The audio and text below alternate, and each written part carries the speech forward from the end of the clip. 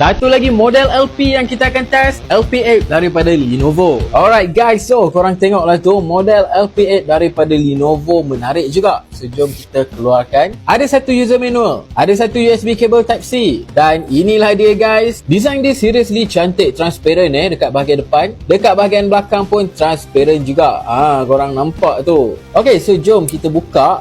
Buka dia automatic akan menyala guys. Dan korang tengok hebat dia. Ada muncung juga macam ni. Touch sensor pun ada dan mic pun ada guys. So tak sabar nak test dia punya kualiti. Adakah mampu lawan dengan LP6 sebelum ni yang power gila dia punya bass tu. Alright, so kita keluarkan dan pasang dekat telinga. Alright, seriously dia macam hebat yang lain. Kalau pakai memang tak jatuh lah. Untuk telinga aku, untuk telinga korang kenalah test sendiri. Ok, macam biasa kita test untuk dengar lagu. Kualiti bunyi dia, sound dia kuat, treble dia pun mantap. Untuk bass dia ada bass. Kalau korang buka lagu yang ada bass, tapi rasa bass dia kurang sikit berbanding dengan model LP6. Of course, model LP6 bass dia heavy gila, memang tak dapat lawan untuk model ni. So untuk bass dia aku bagi above average, sedap untuk buat dengar lagu. Ok, untuk model ni juga dia ada game mode. Nak tukar dia, just tekan je 2 saat dan dia akan tukar game mode. Dan lagi satu, dia dalam bahasa Cina. So apabila korang tukar game mode, dia akan bunyi dalam bahasa Cina lah. Ok, kita dah pun test dia punya latency untuk game mode, dan latency dia agak tinggi sikit